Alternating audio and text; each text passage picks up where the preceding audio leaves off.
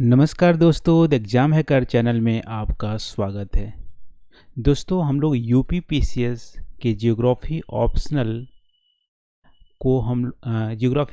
के previous year के question हम लोग डिस्कशन कर रहे हैं। तो प्रीवियस ईयर क्वेश्चन में भी हम लोग 2019 में जो पूछे गए हैं यूपीपीसीएस जियोग्राफी ऑप्शनल के सब्जेक्ट पेपर 1 में, उसको हम लोग स्टडी कर रहे हैं। तो कुछ जो क्वेश्चंस हैं ऑलरेडी हम लोग स्टडी कर लिए हैं, 3 क्वेश्चन। आज हम लोग जो चौथा क्वेश्चन है जो 2019 यूपीपीसीएस जियोग्राफी ऑप्शनल में पूछा गया था, उसको हम लोग यहाँ पे डिस्कस करेंगे।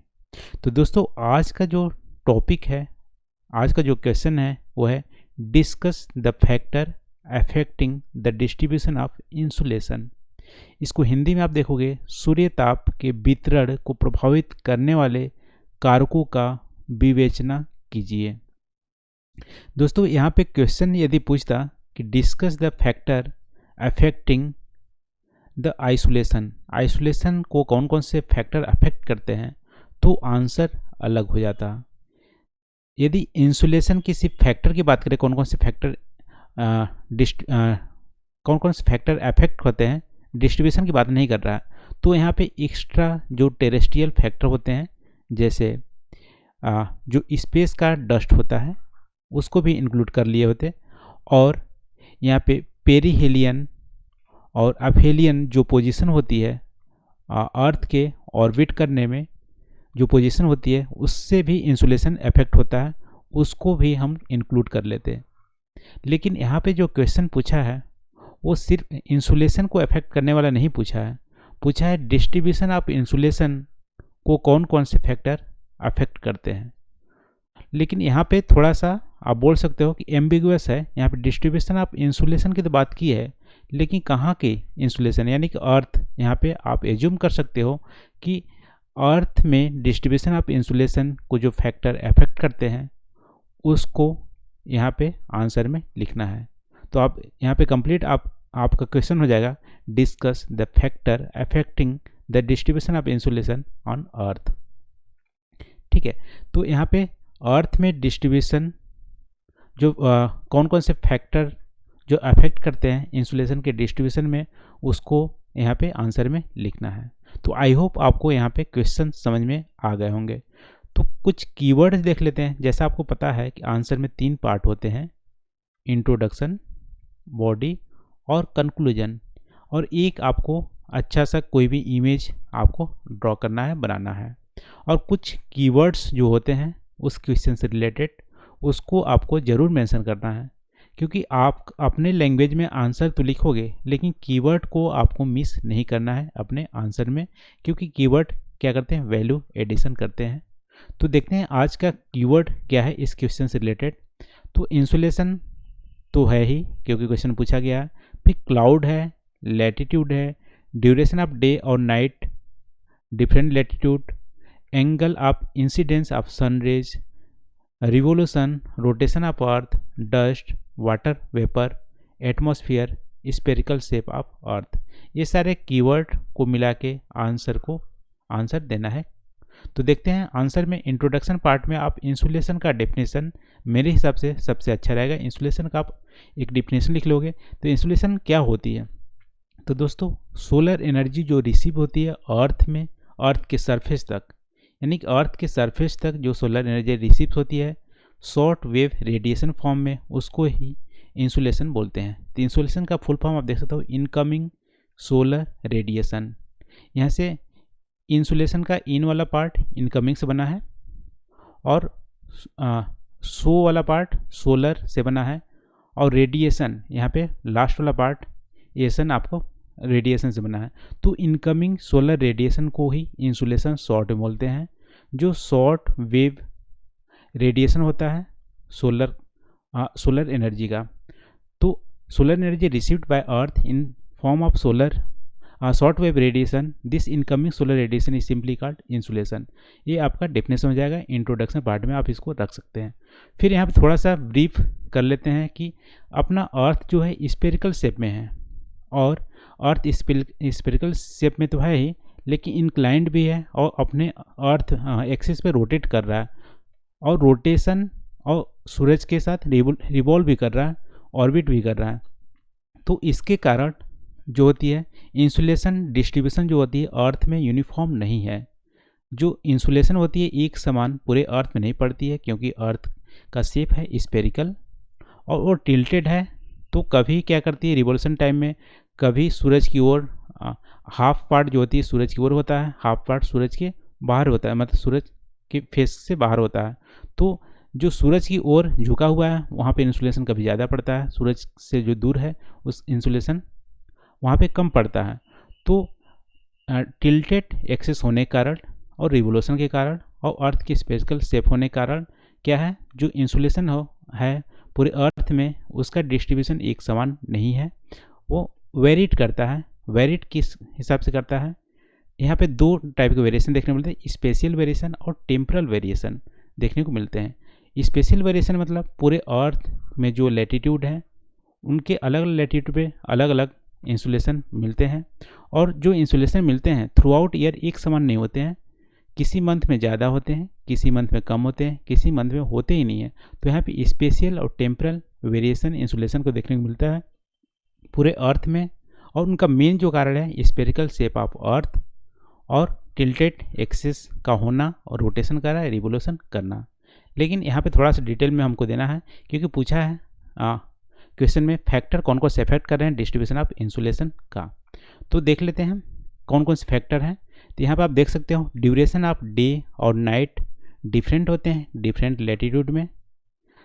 इसके चलते इंसुलेशन अलग अलग होता है, क्योंकि जहाँ पे दिन ज़्यादा लंबी होगी वहाँ पे इंसुलेशन ज़्यादा होगा, सूरज की किरणें बहुत देर तक पड़ेगी तो इंसुलेशन ज़्यादा होगा। जहाँ पे दिन का ड्यूरेशन कम होगा वहाँ पे इंसुलेशन कम होगा। तो आप इसका मेन रीजन आप देखोगे पहला का duration of day and night in different latitude. तो इसका देखोगे अर्थ जो है एक टिल्टेड एक्सेस में रोटेट कर रहा है, देखो रोटेट कर रहा है, और उसका टिल्टेड एक्सेस का जो एंगल है 66.5 डिग्री ऑर्बिटल प्लेन, यानी यहाँ से 66.5 डिग्री का एक एक्सेस है उस पर रोटेट कर रहा है, और रोटेट के साथ रिवॉल्व कर रहा है। उसके चलते दिन और रात क्या होती है डिफरेंट होती है, क्योंकि रिवॉल्व देखो मान लो ये सन है और एक ऑर्बिट कर रहा है, तो देखो ये टिल्टेड एक्सेस है। तो यहाँ पे आप देखोगे जो सदर्न हेमिस्फीयर है ये फेस कर रहा है सूरज की ओर, तो यहाँ पे डे का टाइम जो है ज़्यादा होगा, इधर डे का टाइम कम होगा। ठीक है, तो ऐसे ही जब यहाँ पे आएगी तो जो नदर्न हेमिस्फीयर है उस सन की ओर फेस कर रहा है, तो यहाँ पे दिन ज़्यादा बड़ी होगी नदर्न हेमिस्फीयर में, सदर्न हेमिस्फीयर में दिन कम होगा। जब यहाँ पे आएगी तो दिन और रात दोनों समान हो जाएंगे इक्वेटोरियल रीजन पे।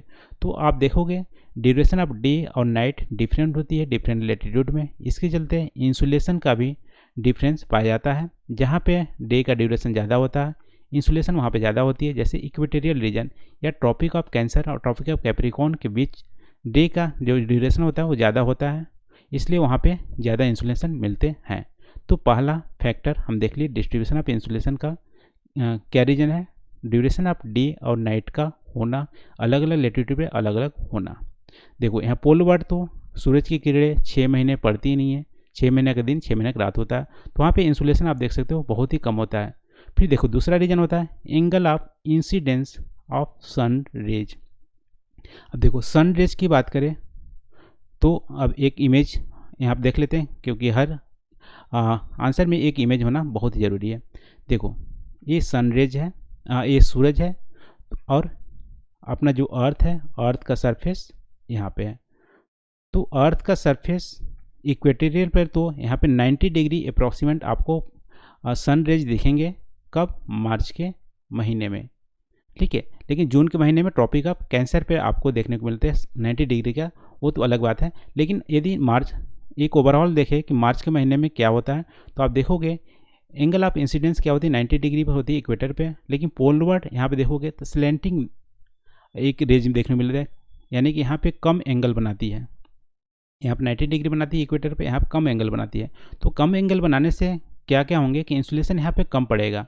कम इसलिए पड़ेगा कि देखो यहाँ पे सन रेज को बहुत ज़्यादा लॉन्ग डिस्टेंस ट्रेवल करने पड़ते हैं। यदि जियोमेट्री का आप यदि लगाओगे तो क्या है ये इस ए वाला जो आपका साइड है उसका डिस्टेंस ज़्यादा होगा। तो लॉन्ग डिस्टेंस यदि सनरेज को ट्रेवल करने मिलेंगे एटमॉस्फेयर में, तो एटमॉस्फेयर में जो बहुत सारे जो कारक हैं जैसे क्लाउड्स हैं या जो उसके जो मॉलिक्यूल्स हैं एटमॉस्फेयर का, वो क्या होंगे, एब्जॉर्व कर लेंगे।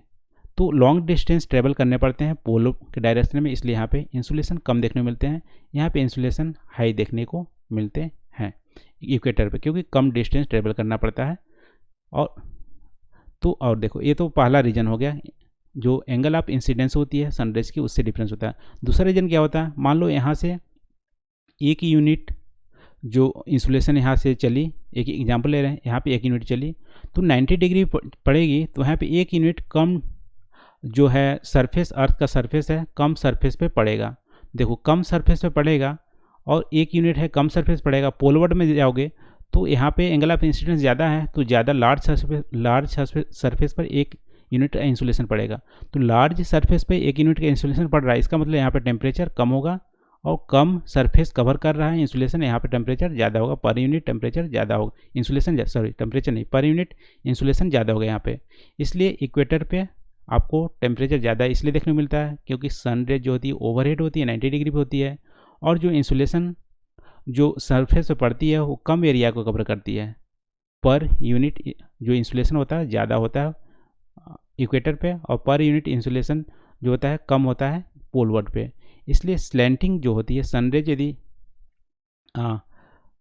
एंगल ऑफ इंसिडेंस यदि बढ़ रहा है तो इंसुलेशन कम होती है, और यदि 90 डिग्री का है ओवरहेड है तो ज़्यादा होती है। तभी हम लोग दो कारक यहाँ डिस्कस किए, ड्यूरेशन ऑफ डे और नाइट का डिफरेंस होना लेटीट्यूड के लिए, और दूसरा angle of incidence. Angle of incidence में दो टाइप का हम लोग देखें। यहाँ पे क्या है कि यदि 90 डिग्री से पड़ती है सनरेज तो क्या होती है, कम डिस्टेंस ट्रेवल करने पड़ते हैं, कम डिस्टेंस ट्रेवल करने पड़ते हैं सनरेज को, तो इनकी इंसुलेशन ज़्यादा होगी, ठीक है, जो एटमॉस्फेयर होंगे वो एब्जॉर्ब कम करेंगे। और पोल पे लॉन्ग डिस्टेंस, क्योंकि स्लैंटिंग है, लॉन्ग डिस्टेंस ट्रेवल करनी पड़ती है, इसलिए यहाँ पे इंसुलेशन वहाँ तक कम पहुँचती है। और दूसरा क्या है, पोल में जो इंसुलेशन है वो लार्जर सरफेस को कवर करती है, क्योंकि स्लैंटिंग है तो लार्जर सरफेस कवर करेगी, तो पर यूनिट जो इंसुलेशन होंगे कम होंगे, ठीक है। तो दो हम लोग यहाँ पे देखें फैक्टर। अब देखते हैं वाटर वेपर और एटमॉस्फेयर में, वाटर वेपर एटमॉस्फेयर प्रेजेंट है, और डस्ट पार्टिकल जो एटमॉस्फेयर प्रेजेंट है, और क्लाउड जो एटमॉस्फेयर में, ये सब कैसे इफेक्ट करते हैं। तो आप देख सकते हो यहाँ पे सन रेज आ रही हैं एटमॉस्फेयर में, तो एटमॉस्फेयर में क्लाउड होती हैं, क्लाउड में आइस का क्रिस्टल होता है, आइस मतलब बर्फ़ का क्रिस्टल होता है। तो आपको पता है बर्फ़ आइस जो होती है उनकी हाई एल्बेडो होती है, यानी उन पे सनरेज यदि पड़ती है तो उसको रिफ्लेक्ट कर देते हैं, उसको ग्रहण नहीं करते हैं, एल्बेडो हाई होता है। तो क्लाउड में आइस क्रिस्टल पाए जाते हैं, तो आइस क्रिस्टल पाए जाने से चलते क्या है कि जो सनरेज इसमें पड़ेगी उसको रिफ्लेक्ट कर देगी, तो रिफ्लेक्ट करेगी तो उसके नीचे वाले जो सरफेस है वहाँ पे इंसुलेशन नहीं पहुँचेगा, तो क्या है ये भी इफेक्ट करते हैं। तो क्लाउड इफेक्ट करते हैं इंसुलेशन को। और दूसरा फिर देखो डस्ट पार्टिकल, देखो डस्ट पार्टिकल यदि फाइन है, बहुत छोटे छोटे डस्ट पार्टिकल है तो स्कैटरिंग होता है, ठीक है, ये इंसुलेशन को स्कैटर करते हैं और सरफेस तक पहुंचने से रोकते हैं। और यदि लार्जर पार्टिकल हैं डस्ट का तो डिफ्यूजन कर देते हैं, ठीक है, डिफ्यूज कर देते हैं इस इंसुलेशन को, तो इससे भी सरफेस पे इंसुलेशन नहीं पहुंच पाता है। फिर देखो वाटर वेपर हैं, तो वाटर वेपर क्या करते हैं, इंसुलेशन को एब्जॉर्व कर लेते हैं। जब वाटर वेपर एब्जॉर्व कर लेंगे तो सरफेस पे भी नहीं पहुंचेगा। तो यहाँ पे जो एटमॉस्फेयर में कारक कौन कौन से हैं, क्लाउड में आइस क्रिस्टल पाए जाते हैं जो इनकी हाई एल्बेडो होती है और इंसुलेशन को रिफ्लेक्ट कर देते हैं। और वाटर वेपर भी एटमॉस्फेयर में है, तो वाटर वेपर क्या करती है, इंसुलेशन को एब्जॉर्व कर लेती है और फिर सरफेस पे आने से रोकती है। फिर देखो डस्ट पार्टिकल, यदि फाइन डस्ट पार्टिकल है तो स्कैटरिंग हो जाती है उनकी, यदि लार्जर डस्ट पार्टिकल है तो डिफ्यूजन हो जाती है। तो एटमॉस्फेयर यहाँ पे रोल अदा करता है डिस्ट्रीब्यूशन ऑफ इंसुलेशन का। इसीलिए मेन रीज़न है कि इक्वेटोरियल पे बहुत ज़्यादा हाई टेम्परेचर आपको देखने को नहीं मिलते हैं। हाई टेम्परेचर आपको डिजर्ट एरिया जो इक्वेटोरियल के दोनों साइड जो डिजर्ट्स हैं 20 डिग्री नॉर्थ और 20 डिग्री साउथ, वहाँ पे सबसे ज़्यादा हाई टेम्परेचर देखने को मिलते हैं।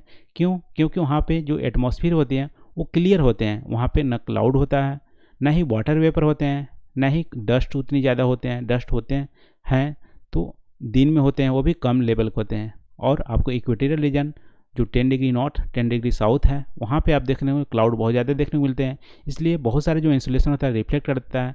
और इक्वेटोरियल रीजन 5 डिग्री नॉर्थ और 5 डिग्री साउथ पे आपको टेम्परेचर है कम देखने को मिलता है as compare to tropic of cancer और ट्रॉपिक ऑफ कैप्रिकॉर्न के बीच में। तो आप यहाँ देख सकते हो कौन कौन से फैक्टर रिस्पॉन्सिबल हैं जो इंसुलेशन के डिस्ट्रीब्यूशन को अफेक्ट करते हैं। देखो ये तो डिस्ट्रीब्यूशन के लिए होगा। यदि आपसे सिर्फ पूछा जाए कि सिर्फ इंसुलेशन को कौन कौन से फैक्टर अफेक्ट करते हैं, तो यहाँ पे मेटेराइट डस्ट भी आप लिख सकते हो, क्योंकि मेटेराइट डस्ट जैसे एटमॉस्फेयर में डस्ट होते हैं स्कैटरिंग करते हैं डिफ्यूजन करते हैं, वैसे ही स्पेस में डस्ट जो होते हैं वो भी मेटेराइट डस्ट भी इफेक्ट करते हैं, लेकिन डिस्ट्रीब्यूशन को इफेक्ट नहीं करते हैं अर्थ में, क्योंकि अर्थ से बहुत ऊपर होते हैं। फिर देखो आयोनाइजेशन ऑफ आयोनोस्फीयर में गामा रे जो होती है इंसुलेशन को वो एब्जॉर्ब हो जाती है। ओजोन लेयर में यूवी रे का एब्जॉर्प्शन होता है तो वो भी इंसुलेशन को कम कर देती है। लेकिन आज का जो क्वेश्चन है वो एब्जॉर्प्शन को इफेक्ट करने का नहीं है, वो पूछा गया है डिस्ट्रीब्यूशन ऑफ इंसुलेशन को कौन कौन से फैक्टर अफेक्ट करते हैं। तो आप सिंपली जो अभी हम लोग डिस्कस किए कौन कौन से डिस्ट्रीब्यूशन अफेक्ट करते हैं कौन कौन से हैं एक बार वो देख लेते हैं कि ड्यूरेशन ऑफ डे और नाइट का अलग होना डिफरेंट लेटीट्यूड पे, एंगल ऑफ इंसिडेंस अलग अलग होती है, जहाँ पे एंगल ऑफ इंसिडेंस ज़्यादा है 90 डिग्री पे है वहाँ पे इंसुलेशन ज़्यादा होगी। फिर वाटर वेपर जो है एटमॉस्फेयर में डस्ट पार्टिकल हैं एटमॉस्फेयर में वो स्कैटरिंग और डिफ्यूजन करती है, क्लाउड रिफ्लेक्ट करती है एटमॉस्फेयर में, उसके चलते इंसुलेशन क्या हो डिस्ट्रीब्यूशन कम हो जाता है, यानी उसको इफेक्ट करती है। और यदि लास्ट में एक डायग्राम बना सकते हैं कि डिस्ट्रीब्यूशन कैसी है इंसुलेशन का, वो भी बेटर रहेगा। तो डिस्ट्रीब्यूशन आप देख सकते हो ओवरऑल यदि डिस्ट्रीब्यूशन देखा जाए तो इक्वेटर पे सबसे हाईएस्ट होती है और फिर पोलवर्ड कम होती है। तो इंसुलेशन आप देखोगे यहाँ पे इक्वेटर बना दिए, यहाँ पे 90 डिग्री पोलवर्ड बना दिए, तो आप ऐसे डायग्राम बना सकते हो इक्वेटर पर हाईएस्ट इंसुलेशन होती है और पोलवर्ड जाने पे कम होती है। ठीक है, तो आज के वीडियो में बस इतना ही दोस्तों। नोट्स जो है मैं कमेंट सेक्शन में दे दूँगा लिंक, वहाँ से आप नोट्स को आप इसको अपना नोट्स बना सकते हैं, इससे आप लिख सकते हैं। ठीक है, तो आज के वीडियो में बस इतना ही। आई होप जो आज का टॉपिक था वो आपको अच्छे से समझ में आ गया होगा और आप अपने से इसको सॉल्व कर सकते हैं अपने लैंग्वेज में। तो thank you for watching. Please comment करके ज़रूर बताना वीडियो कैसा लग रहा है, आपको समझ में आ रहा है कि नहीं टॉपिक को। ठीक है, इसमें कुछ सुधार यदि करना हो तो वो भी आप सजेशन दे सकते हैं कमेंट सेक्शन में। थैंक यू फॉर वाचिंग, मिलते हैं अगले वीडियो में नए टॉपिक के साथ। Thank you.